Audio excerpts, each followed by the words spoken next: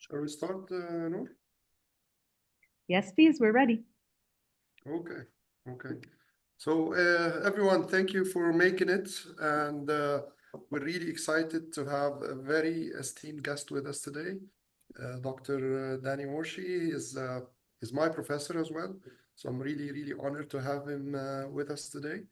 And let me have a bit of a formal intro on, in case you don't know the AUC School of Business or the VLab, and then I'll give a quick intro onto Dr. Warsh's bio. So this is the AUC School of Business. It's recognized as the top in Egypt and a knowledge hub for the region. School's commitment to entrepreneurship as one of its key strategic pillars and spreading the entrepreneurial mindset. VLab was established in 2013, as you probably all know, as the university-based startup accelerator and the first in Egypt. VLab services and programs have expanded over the years to serve entrepreneurs from idea stage all the way through the growth. Now, let me introduce you to Dr. Warshay. Dr. Danny is author of a very interesting entrepreneurial book that is actually the topic of today. So the topic is actually in the name of the book, it's See, Solve, Scale, How Anyone Can Turn an Unsolved Problem into a Breakthrough Success. Professor, sorry? I was just holding it up. Oh, okay. You'll have much more time to comment on this. Dr. Danny is a co-founded and sold many companies. So he's actually a practitioner. He's a professor of practice, by the way. And he's also the executive director of the Nelson Center for Entrepreneurship. And that's a very interesting model, university-based model in Brown. So we'll be interested to know more about this type of model operating in a university. He also developed the entrepreneurial process. I happened to be a student with him in Cairo. He actually attended in Cairo a couple of times, actually 5 times. He taught me once in 2008, and then again he was a speaker in Rise Up 3 times. So that's his like 6th time now in Egypt, at least virtually. And we're really looking forward to have him in person. That was actually the plan, and maybe it will happen in the future. But given the limitation of time and space, we decided let's get him at least on Zoom for a starter. Dr. Danny is also a husband and a father, active yoga practitioner, and a Cleveland sports fan. And I was very interested to see that, although I'm not sure if they're tortured. I think they won a couple of prizes lately.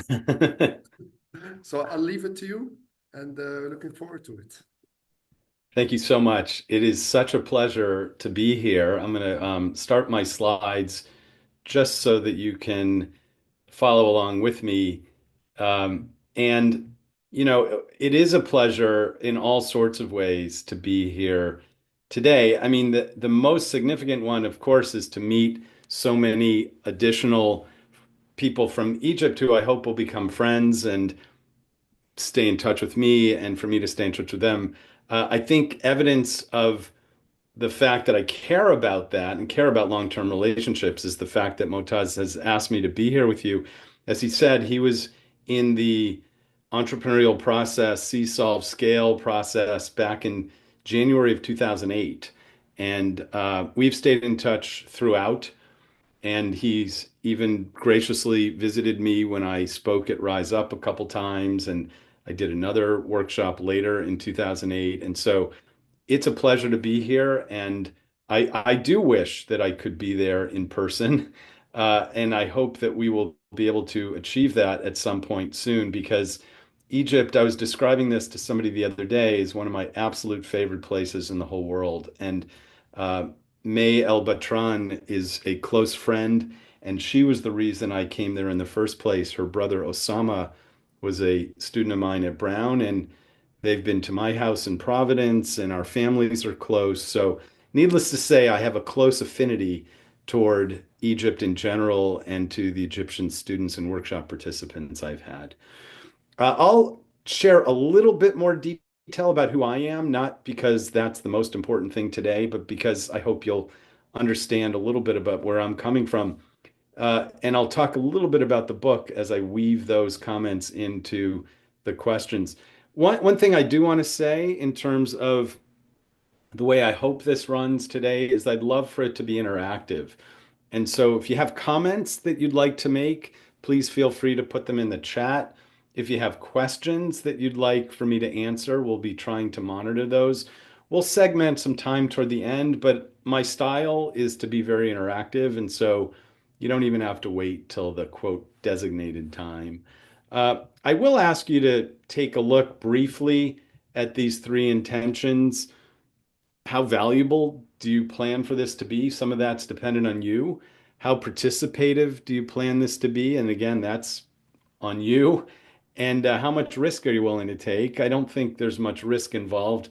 You're entrepreneurs, you know about risk, although maybe we'll talk about that at some detail. And so I hope I will hear from you. And then I'm going to provide you my access to LinkedIn and other ways to get in touch with me, to join a couple of networks that are partly for my alumni and partly readers of the book. And I hope this will just be the first opportunity for us to engage together. I went to Brown. Brown is an Ivy League school here in the United States. I studied history. I'm a big proponent of studying liberal arts as the background for doing anything professionally, and especially for entrepreneurship.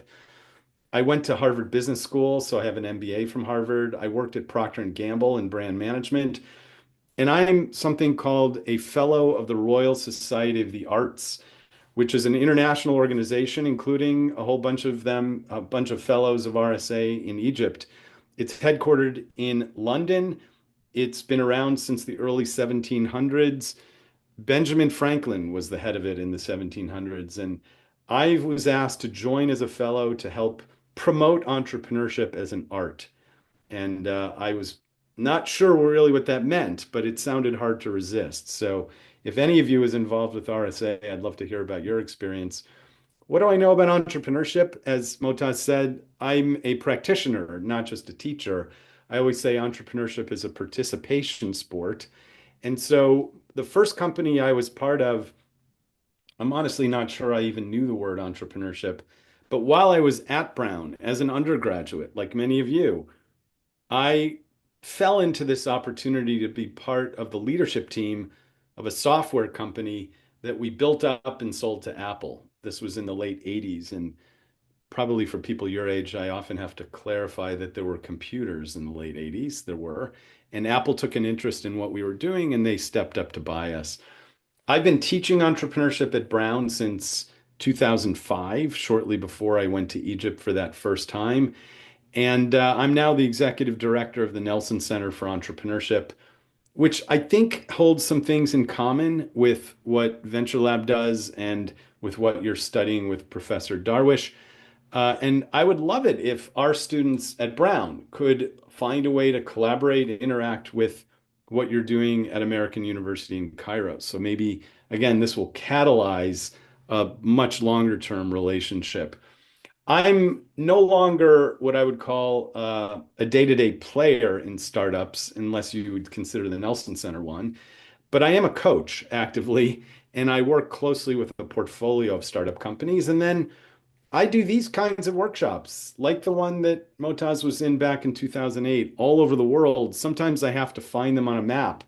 I didn't know where Slovenia was the first time I went there, and I've now done a whole bunch of workshops and training for big companies and organizations of all types. 5 times I went to Bahrain when the US Embassy asked me to go to help them understand what entrepreneurship is. What is C-Solve Scale? I was in Italy teaching this summer. I've done things all over the world in all sorts of different cultures where I learn as much as my students do. And it's always a pleasure, therefore, to be involved in those kinds of things. I thought I would share just briefly a picture of what Moataz used to look like. Still resembles this picture. What I used to look like. I don't know if I want to look at that picture because I just turned 60 last week, and this makes me look much younger. But yeah, this was at the Zmalek Marriott, and where we did that first workshop. And so I have lots of those pictures, and haven't looked at them in a long time. So it was a real thrill to see you, Moataz. I hope you recognize yourself as well. The book was not my idea. It came from my students. My students said, we loved your course. We loved your workshops. I've now had over 3,000 students from all over the world. And they pointed out, they said, but you are not doing this part of the process. You're not scaling. And I thought, oh, how interesting when the students become the teacher. And then they said, you should write a book. And this was in 2018. I thought, I've never written a book, but how hard could that be? And it was very hard, but it's based on all my teaching all over the world. I even mention Maëlle Bertrand in the first part of the book because she was a pioneer. She was an entrepreneur helping to promote entrepreneurship in Egypt at a time where it wasn't really a thing. And I've learned through my interactions with Rise Up that it is definitely a thing in Cairo. And the fact that you've had over 300 students and lots of ventures like Swivel come out of your lab is an incredible testament to the fact that entrepreneurship is scaling. And so now there are translations of See Solve Scale in Japanese and in Chinese, and it's coming out in mainland China, and also, as I mentioned early, in Arabic.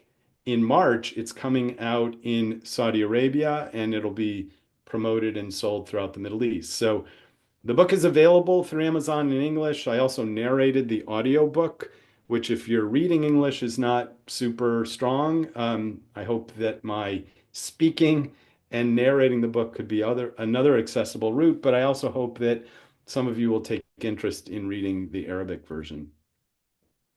I thought I would start by a prompt, and maybe we could ask you in the chat to put a response to this. I'm not going to ask you for the definition, but what I'm going to ask you for is what word or thought comes to mind when you see the word entrepreneurship? Not the definition, just what word pops into your head. I hope everybody has access to the chat, and there are no right answers, nor do people have access to the chat. I hope they do. So let's see what words or thoughts come to mind. Just type it into the chat and we'll monitor that and see what is there. Maybe people are putting it in the Q&A, which is fine. Creativity and innovation. Yes, innovation meaning create something new, a new idea. That's similar to innovation. Yassine says building business and getting investing in others. Yeah, it could be that. The way I define it, you'll hear is a little bit bigger. And I see the chat is disabled, which is fine. We can do the Q&A. You can throw it in the Q&A. Most people are just telling me the chat is disabled. A puzzle. I like that. It's from somebody anonymous. A problem to solve, Ahmed says. You've cheated. You've looked at my slides before, or you read the book. Nadine says technology, creative money making. Mustafa says value. I like that. Problem solving. Again, it sounds like Jana has looked at my slides before. Disruption. Sounds like a Clegg Christensen fan. So all sorts of ways in which people are thinking about entrepreneurship. And I really appreciate your putting something there. I'll share with you not what I consider the right answer, because I love, especially in different cultures, hearing from you about what's on your mind, but the definition that I use for entrepreneurship. I could probably ask Moataz in the middle of the night because he probably remembers this from back in 2008. A structured process for solving problems without regard to the resources currently controlled. And if you had the whole semester with Professor Darwish or at Brown with me, we would unpack that definition in some detail. And the part of it that usually surprises people, although for some of you who've indicated this in your responses in the Q&A, this part of the definition is sometimes surprising. And it's because often people don't think of entrepreneurship as a structured process. Instead, they think of it as just kind of going with the flow, or maybe some of you, if you can raise your virtual hand, it'd be great, have heard the phrase entrepreneurial spirit. How many of you have heard that phrase, entrepreneurial spirit? Yeah, I know back when I was asked to teach at Brown, I was doing entrepreneurship in the different startups I developed, but I didn't really know what it would mean to teach. And a lot of people said to me, you know what? You should teach people entrepreneurial spirit. And I thought, I don't know about you, but I have no idea what that phrase actually means. It's very popular. Lots of us have heard it. And I certainly had no idea how to teach a spirit. And so instead, I realized that my faculty appointment, I'm a professor in entrepreneurship, but my faculty appointment is in the engineering school.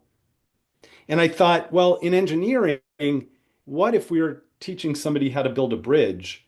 Surely we would not say just go out there and have the bridge building spirit.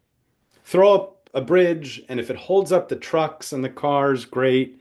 And if instead the bridge comes crashing down and all the cars and the trucks come with it, then just have more bridge building spirit. No, of course, that would be crazy. No one would trust us how to teach them anything anymore, and Brown Engineering School would lose its accreditation. I thought, no, in engineering, if you wanted to teach somebody how to build a bridge, you would distill some fundamental principles that every bridge building process embraces. There's a beginning and a middle and an end that all bridge building has in common, with lots of room for variation. Aesthetic variation, operational, functional. No one bridge is exactly like any other. But you can distill some fundamental principles that all bridge building has in common. And so I thought, I bet I could do the same thing for entrepreneurship. I bet I could look at the trends, I could read the academic research, and I could distill some fundamental principles that anytime you were developing a startup in any context, you could hold in common: a beginning, a middle, and an end. And that's where C solve scale came from. If entrepreneurship is a structured process for solving problems, this is the structure. See the problem, solve it on a small scale with very few resources, iteratively. You're not going to get it right the first time. And then eventually have a method to scale your solution. And so that became the C-solve scale method. It's find and validate an unmet need, develop a small scale solution, what I call a value proposition. One of you wrote value in your word that you thought of. Create a sustainability model, which leaves room for it to be even way beyond business, because the definition of entrepreneurship as a structured process for solving problems means that it could apply in lots of places. And that's the flexibility, the breadth that I hold over my definition. When I went to Bahrain, and the mission by the US Embassy was to teach people in Bahrain how to be entrepreneurs, their mission wasn't necessarily a business mission. It was a governmental mission. And I work with nonprofits, I work with government entities, I work with the military, I work with arts institutions all over the world. And when I do, they're all interested in a methodology that they can use to identify a problem, to solve it on a small scale, and then to figure out a scaling mechanism. And so the approach to entrepreneurship, which I think my book also illustrates, is that entrepreneurship's for anyone.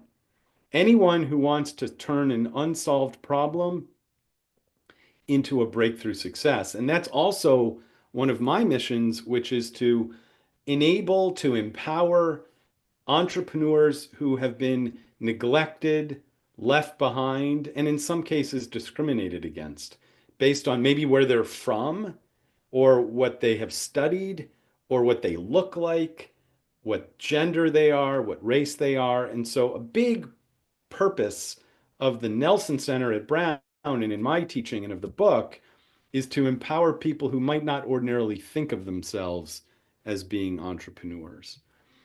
And so entrepreneurship's not a spirit. It's a structured process for solving problems. And just like building a bridge, there are fundamental steps that anybody can learn, can get really good at, and then can apply to whatever problem they're facing. And these are the three components. The C stage is figure out what problem to solve. And if we had more time, or if you'd like to do another workshop, I'd be happy to. The most popular workshop I'm asked to conduct anywhere around the world is on the C stage, what I call bottom-up research. It's where you are behaving anthropologically. You're observing and you're listening to people in their own environments, and I'll share an example for you about that. And you avoid making the mistake, which I see over and over and over, and maybe some of you have noticed this in your work at AUC's Venture Lab, especially among people who are tech people. And that is they are a solution in search of a problem. They don't start with the problem and then go solve it. They create a technology that is a solution in search of a problem, and that's a really bad place to be. And I'm happy to talk more about that. The solve stage is where you have a small scale solution to the problem that you found in the C stage, and you iterate. You don't get it right the first time. You are likely to fail a few times, but you're making small bets. You're failing fast and failing cheap. And then eventually, once you know what the solution might be, then it's very important to scale and have big long-term impact, which enables you to solve the consequential problem that you identified in the C stage and that you solved iteratively on a small scale. And in fact, my definition of entrepreneurship, the way I teach it all over the world, the way that I teach it at the Nelson Center, is it's not about small business. We need florists, we need convenience stores, we need small restaurants, but those are not what I call entrepreneurship. If you're doing entrepreneurship, you have to have a scale model that enables you to have big and long-term impact solving that consequential problem that you found in the first place. That, I don't know if that's the same at Venture Lab, you can tell me, but Swivel, for example, which Professor Darwish told me is now scaling, is a good example of what you are probably aspiring for. I'll give you a quick example of a student team, undergrads, 4 guys from my undergraduate class a number of years ago. They wanted to develop a product in the nutrition space. And they hit a little bit of an impasse in their initial brainstorming and their initial C stage. And I said, go do some more C stage bottom-up research. Go to the nearest natural foods grocery store called Whole Foods Market just down the street here and observe people. Be anthropological. Just listen to what they're saying, maybe ask some open-ended questions and see what you find out. Reduce your level of bias by listening 80% of the time and talking only 20%. And so this group of 4 guys came running back to me and they said, Professor Warshay, we're so excited. We saw women, mostly who were pregnant, looking like this in the nutrition aisle. And I said, looking like this? This woman looks really angry and pained and upset. What was with her? And they said, well, we watched these pregnant women pulling off the shelf these prenatal vitamins, vitamins that pregnant women are supposed to take early in their pregnancy. And it turns out they hate taking them. And mind you, these 4 guys will never be the consumer target for prenatal vitamins. They had never heard of them. But they said, tell us more. They listened, they observed, and they said, well, they make us constipated. They exacerbate our nausea. They taste terrible. They're these big, giant pills that are tough to swallow. And when we walk around with these bottles, it broadcasts to everybody that we're pregnant, and sometimes we don't want people to know that. Everything about it was bad. Long story short, in my class, I put them in touch with the product development team, And they came up with a completely new approach to prenatal vitamins called Pre-Mama, which are these little powder packets that you can dispense into whatever beverage of your choice. So they taste good, they're convenient, they don't broadcast to the world that you're pregnant. They don't make you constipated. They don't exacerbate your nausea. Everything about it was a new approach. That was the solve stage, focusing on the C stage insight that they had gotten by observing and listening. And then they use the same C stage technique that I teach to identify additional unmet needs among mostly these women. By the way, they diversified their team, which is a really important thing. They got women on the team. But to begin with, there was a principle that I'll talk about in a second called the benefits of scarce resources. And the fact that they actually knew much less about the problem and what the typical solution might be worked in their favor. And they weren't bound by the standard typical ways of developing solutions for women in these spaces. And so that was a really interesting opportunity. I'll pause for a minute and just see, Moataz, is there anything you wanted to interject at this stage? You don't have to, or were there any comments or questions from anybody that anybody is asking for? But if not, that's okay. I'll keep going. I think I'm good. I have a few questions, but I can leave it to the end. Okay. If It's okay to anyone keep going. more, I don't know if anyone wants. I don't see anything on the Q&A that's relevant. Okay. So we'll keep going. Yeah. But feel free to interject if there's questions or comments. I want to share a brief video with you from one of my recent students, somebody not too much older than all of you who are part of the AUC Venture Lab and part of Professor Darwish's course. I hope it's inspiring to you. I hope it's interesting to you. I hope it gives you a flavor of how he and his team embraced these 3 steps of the C solve scale approach. So let's see if we can hear Ben, and if there's a problem with the sound, please tell me. Imperfect Foods really came out of an organization we ran in college called the Food Recovery Network, and we were recovering food from college campuses and bring it down to dining halls in the community. And through that work, we learned about the problem of food going to waste on farms and how 6 billion pounds or 1 in 5 fruits and vegetables never made it to a human mouth. And we didn't believe it. So what we did is we went out and we walked the farms, and the farmers took us on tours and showed us the cabbages and the cauliflower and the broccoli and the carrots that were left in the fields and just basically tossed away in bins to rot. And we knew that we saw the problem firsthand and we had to do something about it. And so we set up Imperfect Foods with a pretty simple mission of recovering that food from going to waste and then delivering it to your door as a consumer for about 30% less than a grocery store. And you could do your part in helping prevent global warming and still save money at the same time. And we started out with this little warehouse in Emeryville, and we rented a forklift. And I remember every Friday the staff would pack boxes ourselves. And we kind of grew organically over that first year, and the outpouring of support from the community was incredible. And we knew we were onto something. And so we raised some venture capital to scale the business. And over the next 5 years, we grew it to have over 1,500, living wage jobs across the country. We now serve, I think, 40 or 43 different states. We raised around $200 million of venture capital. And what I'm most proud of is we recovered over 100 million pounds of produce and groceries from going to waste. So there's a long way to go to fight food waste, but we took a big dent out of it, and we're continuing to do even more every year.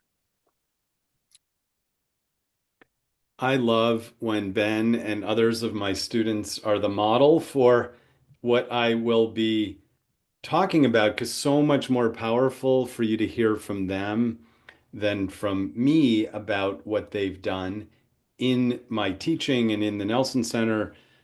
In the book, I even asked Ben and a couple of the other students you see here to write the section that was about imperfect foods, or about another one that I'll share with you at the end, because so much more powerful coming from them than from me. And I think you can see, I hope you could see the 3 elements of they went to farms, and that's how they could realize that 40% of all produce is thrown out. They didn't just think about it in their classroom or in a lab. They actually went and they listened and they observed, and they saw these big piles of broccoli and wondered what the heck's going on there. They didn't get it right the first times. So that they iterated. They started off in this little warehouse in Emeryvale, and then you heard about the monumental growth that they've had in what they are doing now. And the scale is incredible. 1,500 employees in 48 states, raising hundreds of millions of dollars of venture capital, generating hundreds of millions of dollars of revenue. But it was all three of those steps, and all three are important. I want to touch briefly on something I just hinted at. It's often counterintuitive, meaning that it's something surprising. The idea that scarce resources, like in Ben's case, he was, just a student, and actually it worked to his favor that he had very few resources. And there's another example I'll share with you in a minute about other students of mine. Having scarce resources, like many of you perhaps as undergrads in AUC's Venture Lab, it forces you to collaborate with other people who are not formally on your team, and those people can bring complementary skills. They diversify the skill set. And if you had everybody you thought you needed on your team, they may look like you. They may come from similar backgrounds. And so being forced to collaborate with other people is a good thing. It enables you to do something I just mentioned, which is to fail fast, fail cheap, and iterate quickly, meaning that you don't have a choice. You have to make small bets in this second stage of the seesaw scale process. Whereas if you were at a big company or a big organization, you might feel that you have all the resources you need and you might deploy them really quickly, and you will miss the opportunity to fail at all, let alone fail fast or fail cheap, and you won't iterate. You'll push all of your resources into one direction. You might feel overconfident. We've been in this industry, we've done this forever, we know how it works. You might get fixed on a particular outcome. And as a result, you'll miss opportunities to diversify your approach. The existing prenatal vitamin companies probably operated that way. They were overconfident. They didn't realize that they should diversify their approach and create little powder packets. They missed new opportunities, not because they didn't have enough resources, but because they had too many.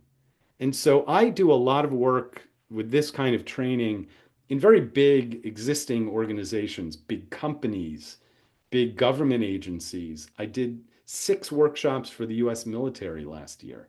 And one of the biggest challenges they have, and one of the things they wanted me to help them overcome, was this burden of abundant resources. And so that's Professor Darwish mentioned mindset. Entrepreneurship, the way I teach it, is not a mindset. It's a structured process, as you've seen. But mindset is important, as he said. And mindset means not letting your existing resources get in the way. I just did a workshop for a bank board, and that's what they said I was able to do.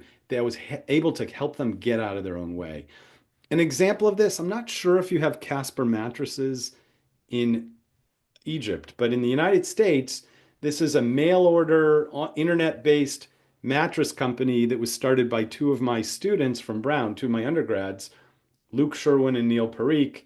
It revolutionized the way the mattress industry works. And it wasn't because they had too many resources, is that they had too few. They didn't know anything about starting a mattress company, and that scarcity of resource of their knowledge base worked in their favor. The only thing that Luke and Neil knew about a mattress was that you slept on it. And so they weren't burdened by all the traditional approaches that all the existing incumbent manufacturers of mattresses typically experienced and protected. And again, I think this is a good example of benefits of scarce resources, burden of abundant resources. I'll mention a minute about, because this is often a topic I'm asked a lot about, what's the way to construct the ideal startup venture team? And one of the important characteristics of teams in entrepreneurship is this stat at the top, which is that 65% of startups fail because of people tensions and team problems. So this is a really, really, really important factor in the success or failure of a startup. And the answer for why, for what makes the strongest and most successful venture teams is a word that we hear a lot, and that's diversity. Diversity in every way. And that means certainly gender, men and women, race, um, personality. I talk a lot about, I write a lot about, I teach a lot about engaging different personality types. Extroverts who have a reputation for being the best personality for entrepreneurship, but that's not true. Introverts actually contribute disproportionately to the outcomes of successful venture teams. And making room for different working styles, different personality types is extremely important. Different points of view, different skill sets, some tech people, some liberal arts, humanities people like me, different backgrounds. That's one of the reasons I'd love to find a way to have you as Egyptian entrepreneurship students meet and maybe even collaborate with some of our Providence, Rhode Island-based Brown University students. So diversity is really important. It's the place to start. But it's actually not the only thing that matters. In fact, the research by two Harvard Business School professors, who I absolutely adore, Frances Fry and Ann Morris, is depicted at the bottom.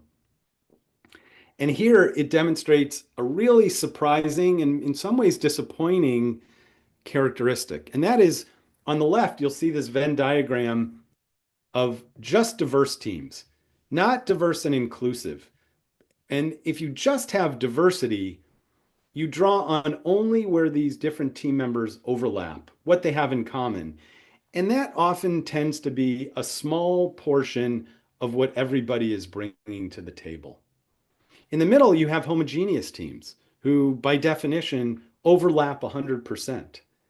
And the disappointing thing, the real bummer, is that in this case, diverse teams who just draw on where they overlap underperform homogeneous teams. That may be somewhat surprising. It was surprising to me at first, too. It feels like, how could diversity be a bad thing? The real sweet spot is having both a diverse team that brings to the table all of the different kinds of things we just mentioned, but not just brings them to the table, brings them to the table in an inclusive way, where you have a trusting environment that encourages everybody to bring to the table and include and participate in ways that capitalizes on everything that they have to offer. And that's where you see the whole Venn diagram of these diverse teams who are also inclusive teams depicted on the far right. And so I hope you'll remember that. We hear a lot in the United States, at least. I'm not sure how much in Cairo about diversity and inclusion. Here's an example of where both are really, really critical. I'm going to end, and then we'll have a discussion, I hope, with Professor Darwish and others, with something that, again, you might find a little bit surprising. Bill Damon is a very well-known psychology professor at Stanford.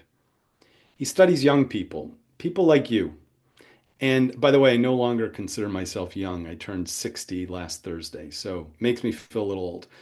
But I see this among my students, and maybe you can relate to it too. Professor Damon says the biggest problem growing up today is actually not stress, it's meaninglessness. And one of the things that I do in my teaching, in the classroom, out of the classroom, around the world, one of the things that the Nelson Center does is to remember this and to help students figure out what they would really find meaningful about the kind of work they anticipate doing in their startups. And it relates to a word that I hope some of you have heard of called Ikigai. When I first wrote this book, my daughter, Marin, who's been with me to Cairo, by the way, when we last went to Rise Up, all of my children have been with me to Cairo. And Marin came to me and she said, Dad, I just learned this word in some leadership training. It seems like it's a word that would fit with your teaching. It's a Japanese word called Ikigai. And Ikigai means living a meaningful life or living a life of purpose. it encompasses these four things. And maybe you're already familiar with this, because since my daughter Marin explained this to me, which was a few years ago, I find when I travel around the world speaking that lots of people know about Ikigai, which I'm very happy to hear about. But there's a whole chapter in the book now because of it, thanks to Marin. And it means four things. It means do something you really love. That might be called passion. Do something that you're really good at. That might be called drive. Do something that adds meaning to the world. We might call that purpose. And yeah, do something that's going to pay you fairly for the value you're adding. We might call that a profession. And if you do all four of those things related to your startup, not only will you likely be more successful, but you'll enjoy the process more and you will have far more impact in solving the problem that you identified in the first place than you would if at least one of these things was off. And when Marin told me this, I realized it's true. I could teach you as a professor of entrepreneurship and as a practitioner the rudiments as we just went through them for see, solve, scale, how to avoid being a solution in search of a problem, how to be an anthropology approach, how to solve iteratively, and how to get really big. But if it's not consistent with your Ikigai, these four things, do what you love, do what you're good at, do what adds meaning, and do what's going to pay you, your chances of success are much, much, much lower. And I even include some examples in the book of startup failures based on the fact that the person embarking on this startup opportunity had not done so directed at their Ikigai. And so I really care about this. In fact, the first image you see when you walk in the Nelson Center is of this diagram of Ikigai. Because no matter what you do in your life, I hope that it will be in concert with that Ikigai. I will play one more video for you, if that's okay, or should we wait? I see Professor Darwish, you're here. Do you want to pause, or should I play the video and then we actually have a good long question from Dr. Ali Aouni, and maybe you can trigger a discussion there, and maybe then we sort of follow with the video. Great. If Dr. Ali is available, it's easier that you would pick up the discussion rather than read the long question. Sure. Can you hear me? Dr. Ali. Hello. Yes, I can hear you. Hi, then. Hello. It's more of my background is operations. So for me, the first thing I thought about when I saw your three sequence is Deming quality cycle, which is the DMAIC or the PDCA, which calls for to plan for a change. You do it on a small scale, then you check to verify, and then you will act, which is you roll it out, you scale it up, you do the change across. Now, the interesting thing is that this is intended for continuous improvement, which is typically a linear change. This is not a nonlinear change.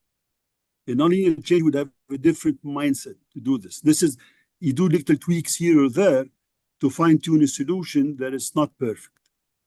Now, for this is one. The other thing is there is a concept, and it is coined now by big philanthropy, mainly a Rockefeller Foundation, Raj Shah, who used to be with the USAID, and he calls it big bets. And his idea is problems are huge.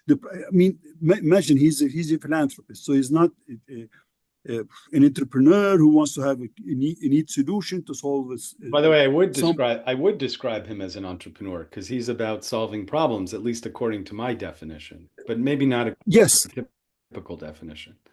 Yes, but he's trying to solve grandiose systemic problems, which requires really big bets and contribution from many, many, many people.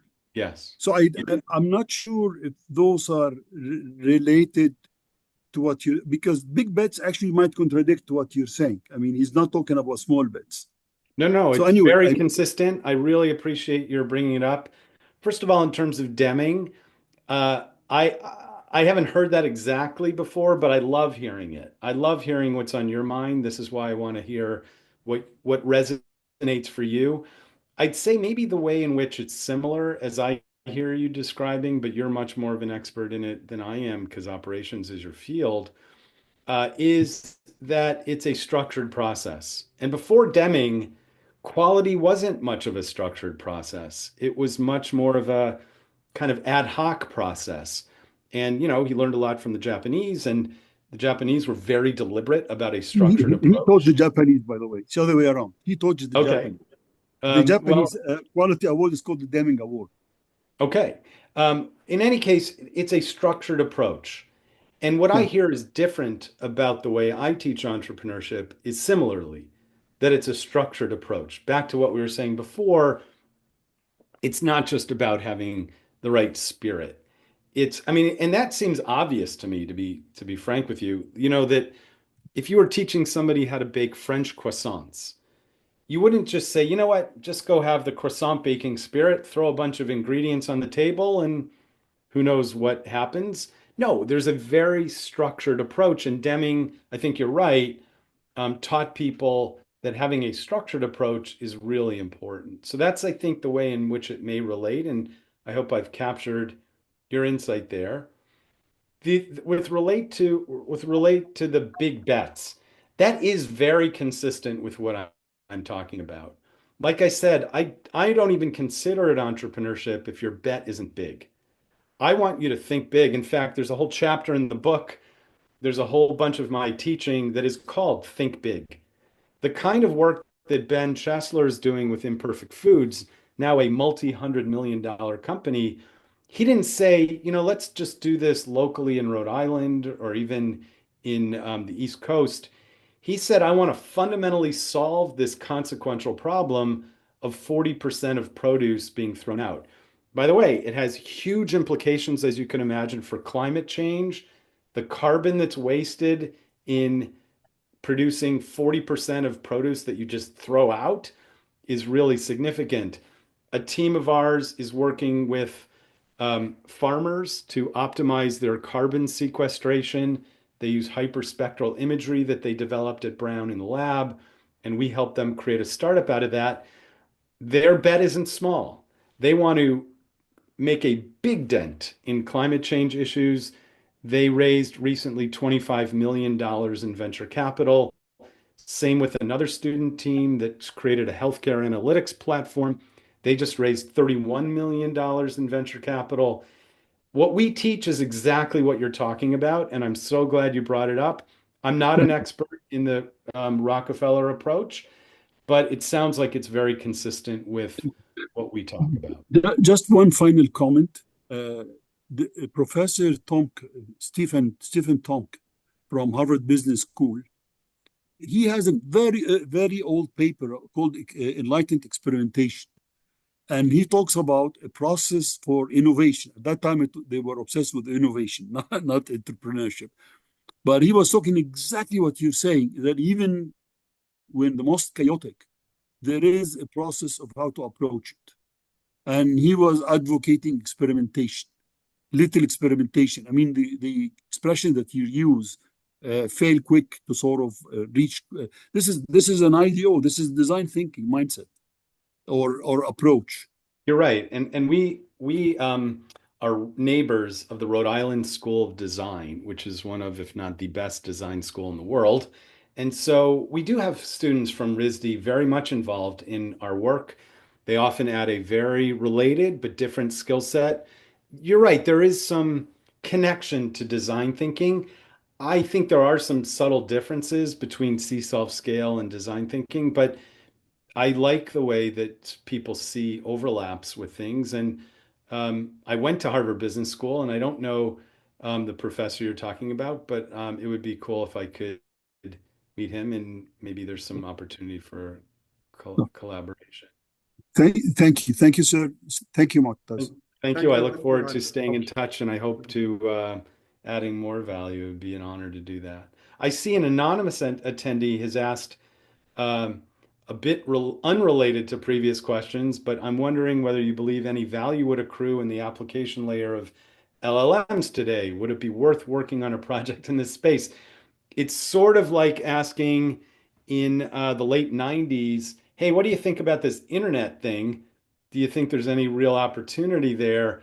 I mean, it's hard to imagine any startup not having to consider something to do with LLMs. And I mean, it doesn't apply universally. And I do think there's a little bit of hype that everything is trying to be related to that. But, um, if you're asking in general, is it worth working on a product in that space? I would say absolutely. And, I don't think we have any real idea of what the outcome is going to be like fast forwarding a few years into the future, but we need young minds who are unburdened by their abundant resources and then that's what's happening at Brown. There's a lot of students interested in that space who are working in that space. And even if it's not explicitly the startup is around that, how you could use that insight and that technology to supercharge a different kind of startup, I think is really important. I hope that answered that question. Here's a cool question. What's the advice you can give to your younger self in the 20s? That's funny. I love asking that question. Um, it's funny. I don't really use the word regret. I've failed a whole bunch of times. I wouldn't be an honest entrepreneur if I didn't admit that. And that's, a really good thing. It means that I'm willing to take risks. So it's not about looking back and saying, oh, I failed in this situation. I would have changed things. Who knows what those failures did to get me to where I am now? And I'm very happy doing what I am now. Um, I think I've taken care of myself in terms of my health. I just don't spend a lot of time looking backwards and thinking, if only I had done so and so. I mean, I guess if I could have given myself a crystal ball then and known a little bit about the kinds of trends that, um, we heard about in LLM world, but I don't really spend too much time thinking about it that way. So I'm not trying to dodge the question. It's just I don't live in a world of regret, and so it makes it difficult for me to think of what I might have done differently. There's I probably a think lot he's of looking things. for an advice for himself. He's probably 20s. Right. I think the way that that's a good re shift. Thank you for that. I think the thing that I would always tell young people is to life is short, and yeah, that's it. No risk, no gain. Try things. Things are going to come along that, I mean, I don't know about you, Moataz, but when I was much younger and for most of my life, I never would have imagined that I would be a professor at Brown. I'd be speaking to a group in Cairo, that I had been to Cairo 5 times. I think if you use the adage, say yes, life becomes much more interesting. And I know when you're in your 20s, it feels like there's a lot of risk associated with saying yes to things. I think there's much more risk saying no to things. I mean, I'm so glad that I said yes to a former professor of mine when he tapped me on the shoulder and said, would you come to Brown and teach? This was 20 years ago. I said to him, I think you have the wrong guy. I've never taught anything, not even, like religious school or something. And he said, no, no, no, I think you'd be really good at it. I could have said no, but I said yes. And then again, 9 years ago, when the provost at Brown asked me to be the head of this new center, that required a big switch in my career. I could have said, nah, that's not me. I don't really think about that. I'm so glad I said yes. Okay, those had been successful. But even if they hadn't been, even if I had been unsuccessful, what's the worst thing that would have happened? I would have gone back to doing everything I was doing before. And so I would say that's probably the advice I would give to young people. And I know young people in my world at Brown tend to be risk averse. And I would say, don't worry about it. Fail a bunch. It really doesn't matter. And what you might find is that you're going to succeed much more readily than you imagined. I hope I got the gist of that Fully question. agree. So explore and try things and maybe have this affordable loss concept in. If it's not a big risk, just go and do it and try and approach it entrepreneurially, as in see and solve. Huh? Right. And so this question that Marwan is asking, in areas where scaling might bring risks, such as market saturation, diminishing returns, or instability, boy, it sounds like you're an economist. what is your advice on how to adapt the scaling framework to identify and mitigate these scaling risks?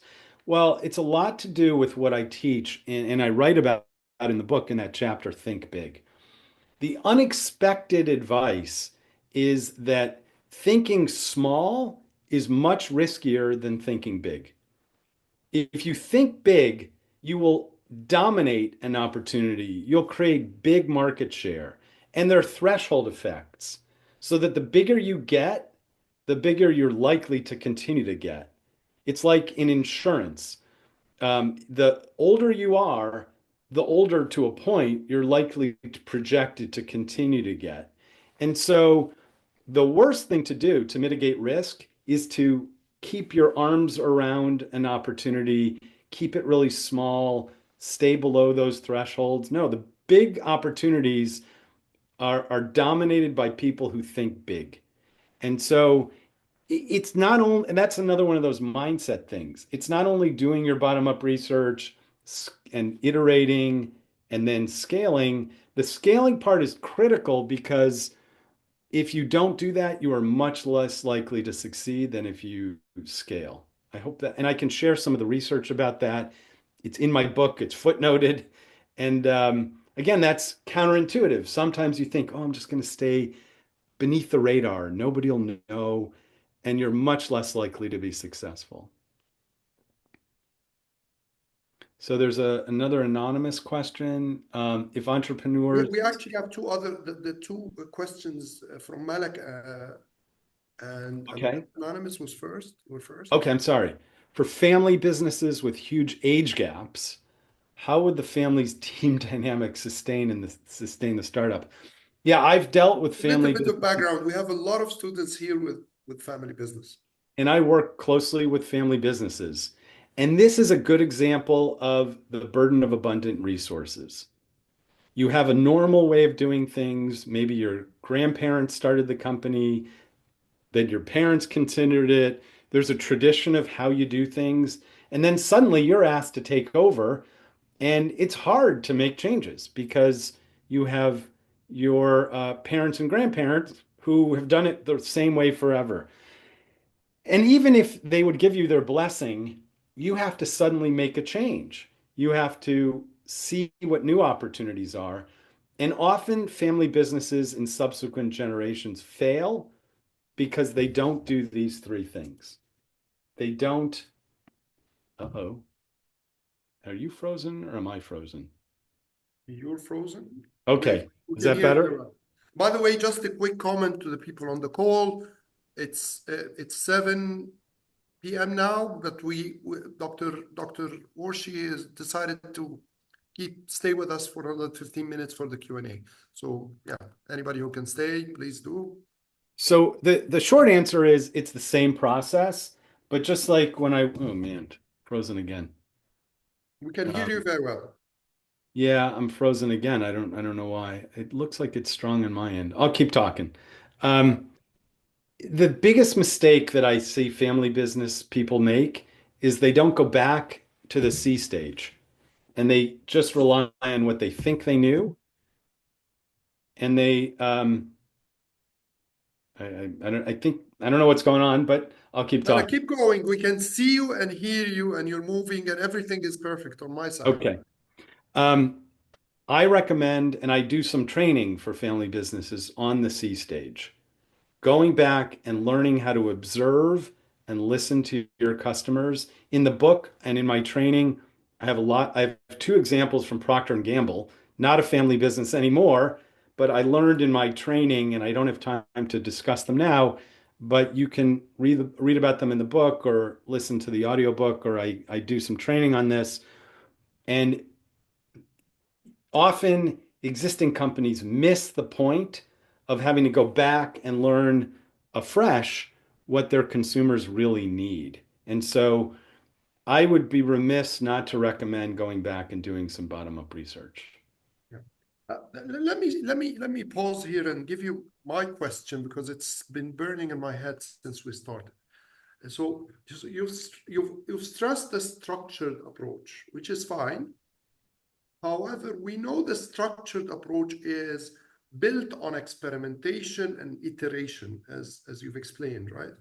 So I'm still struggling with the analog of a bridge, to be honest, because can you prototype with a bridge? Can you iterate with the bridge? Of course, in the design phase you can, but we're sort of promoting this lean startup methodology and prototyping and rolling things out, MVPing. So does that match a bridge analog, or? I think the bridge analog is not perfect. It's just to say that how crazy would it be if we didn't teach a structured approach in bridge building? It's more to emphasize the structure. But to the earlier question of the doctor, it's not a linear approach. I know it sounds like it is, see, solve, scale. By the way, I think the problem is every time I put my book up there, it freezes. So there's something about the book being So put it's up like there. it filters out the ads, I guess. Maybe. I'm not trying to promote it. I'm No, just I trying to show it. know. It's not linear. It's iterative. That's the word I keep using. And so you'll take a few steps forward and then you'll actually take a few steps back. You'll do bottom-up research in the beginning. You do bottom-up research always.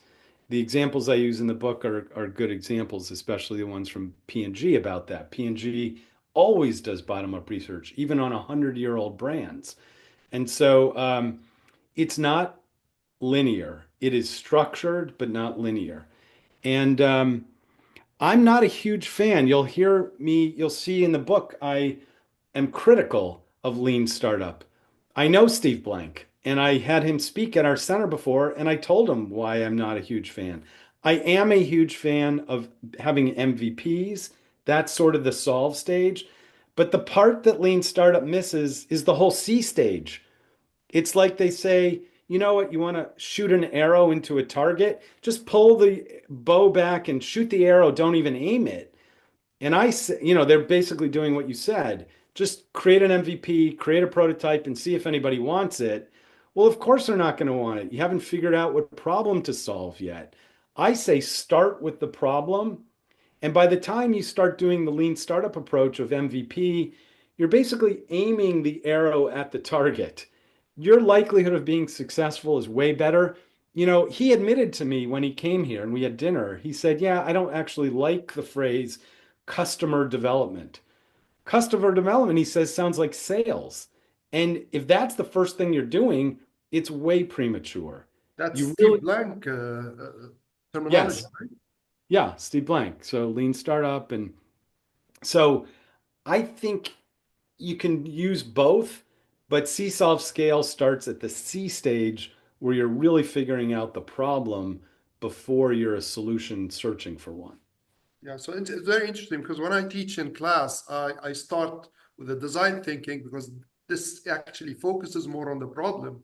And then I introduce the lean startup. I cannot start by the lean immediately because it's not rooted or grounded, as you just said.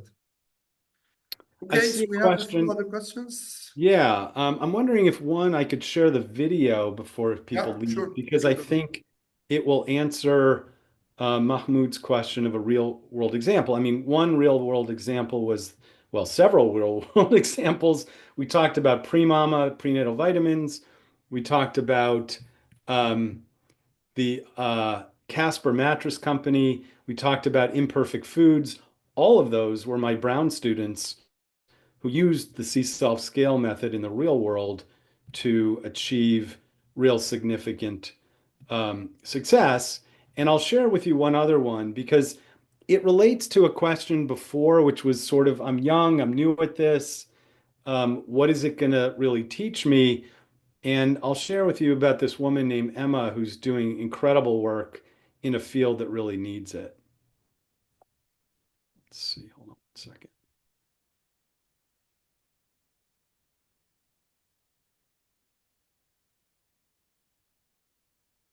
The book, as you know, is C-solve scale, how anyone can turn an unsolved problem into a breakthrough success, underscore anyone. And you always come to mind. In fact, I describe you in the book as a reluctant entrepreneur. Can you rewind and just share with us the short story about your first exposure to entrepreneurship in my course? Absolutely. I had no idea that I was ever going to be an entrepreneur. I didn't know what entrepreneurship was.